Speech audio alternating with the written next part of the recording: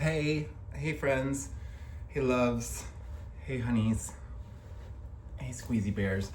I'm gonna reveal the ultimate secret of the universe that has quite possibly, literally, healed my schizophrenia. I've been talking about being a coalesced schizophrenic. I've been talking about not falling into delusion in more and more consistency in a snowball. And I've been talking about a lot of wacky stuff about kind of feeling people and not being able to quantify it and having to give up trying to quantify it. But the whole time I've been on a thing, dude.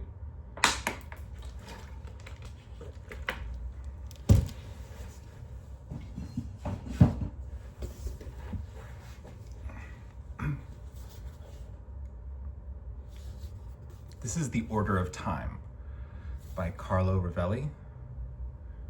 Just probably read backwards there, but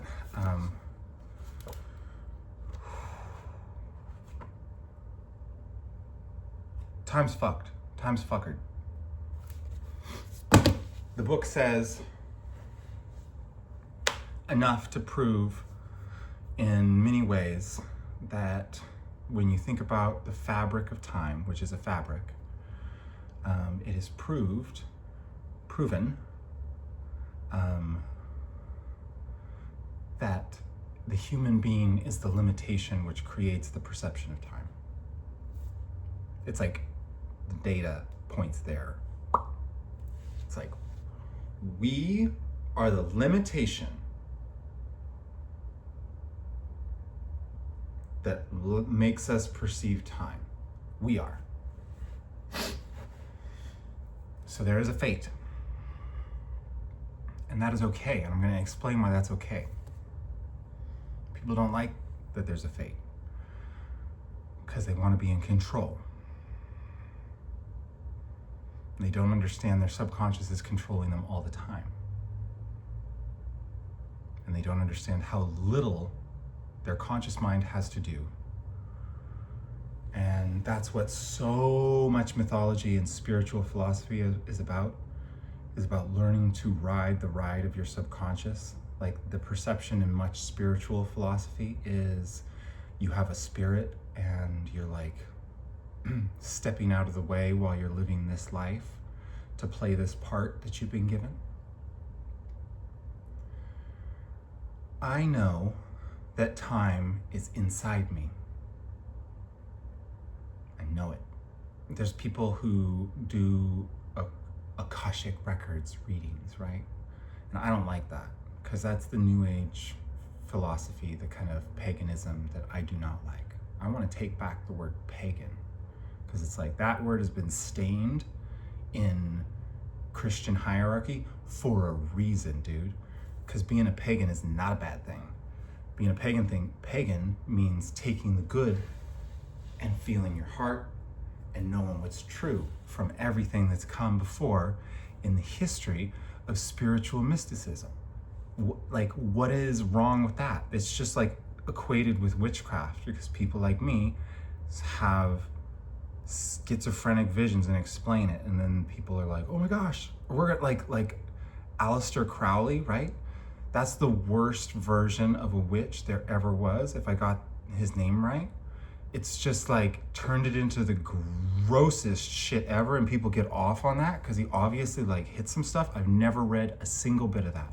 Never once looked at his shit because I don't care, because I can tell. That is like a rapey man demon projecting his ideas of spirit onto spirit. It's like, and then that's the basis of some women's witchcraft. It's horrifying.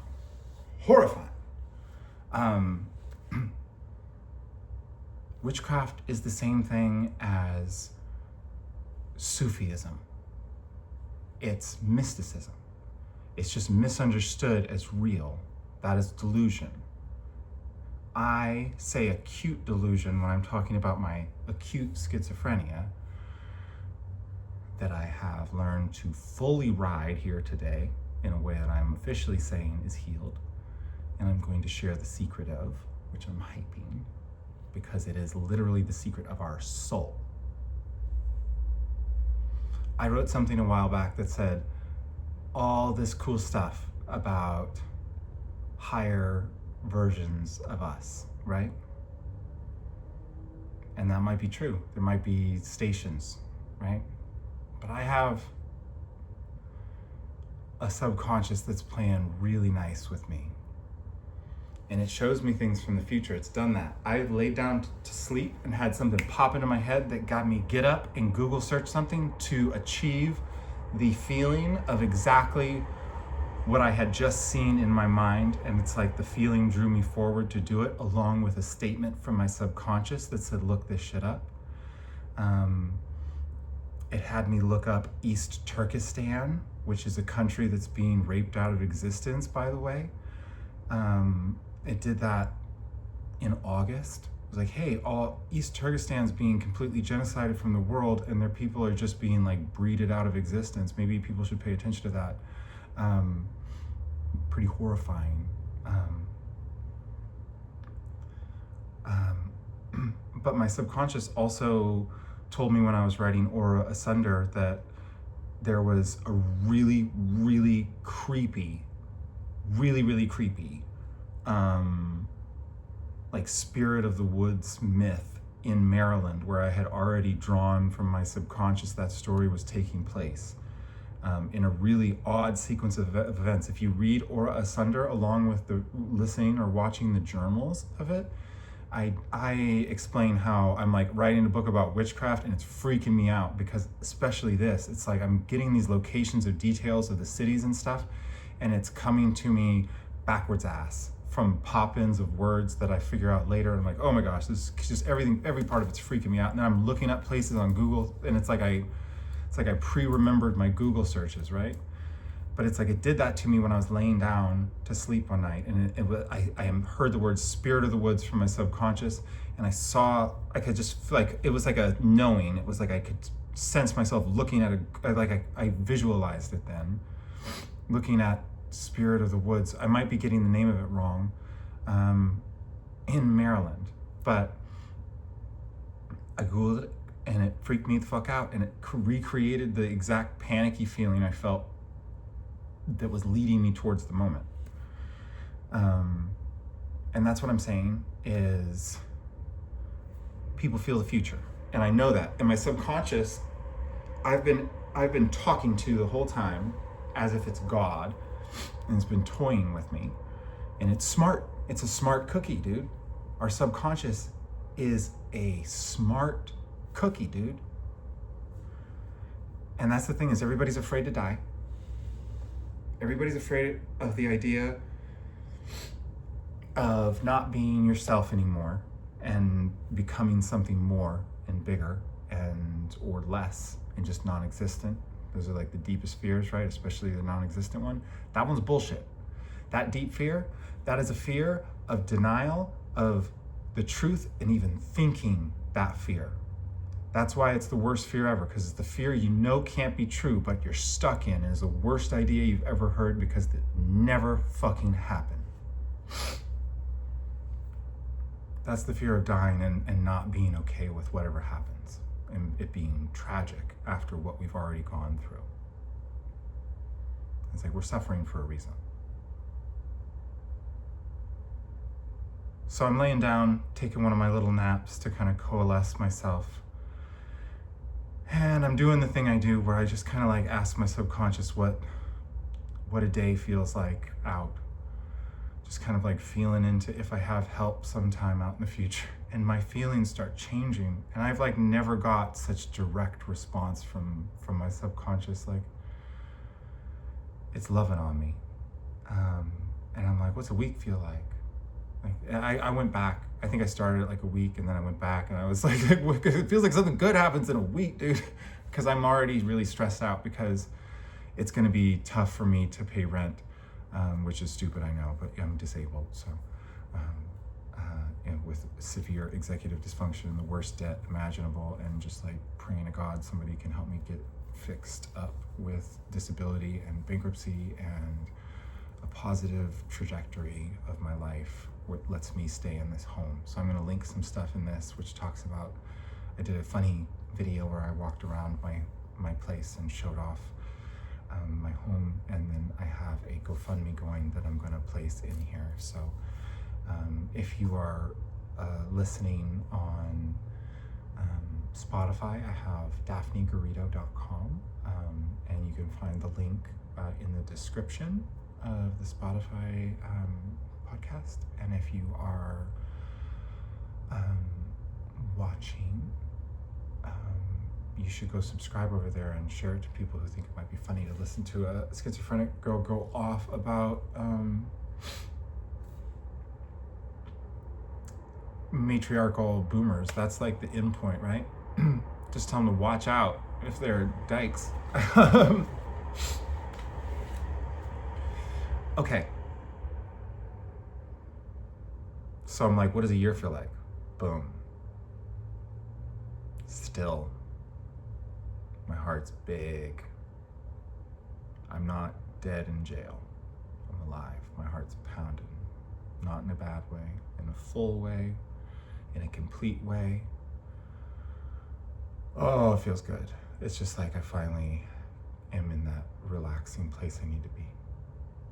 What does 3 years feel like? Oh, so relaxed. I'm so at peace. It's ridiculous. 5 years. I don't think that much anymore. And I'm cool with that. 10 years. My heart hurts. It feels so big. I feel so still. 15.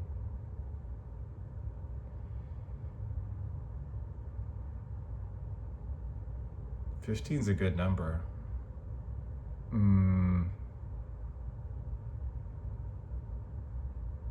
16. This is a good era, dude. This is a good era. 17. Okay, 14. Yeah, 15. 15, 16, dude. Whoa, those are some good shits.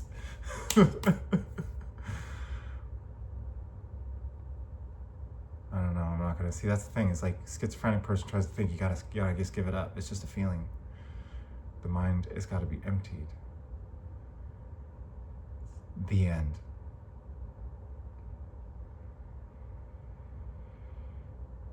Sometimes I do stuff and my subconscious tells me I'm the first person to ever do that.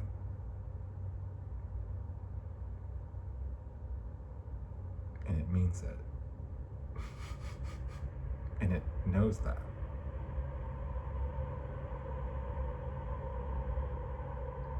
Because our subconscious and our DNA is our soul. We are a soul.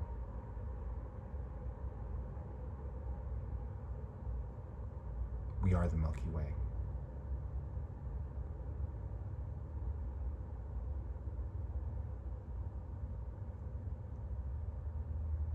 It's a cool thing to go back to being. It's so badass, dude. It's who we all are already.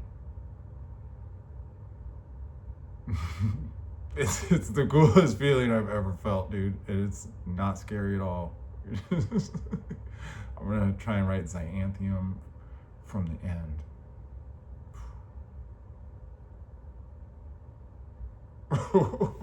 Okay. I'm gonna do chapter 2 again. That was fuck up. I'll keep it as a short story.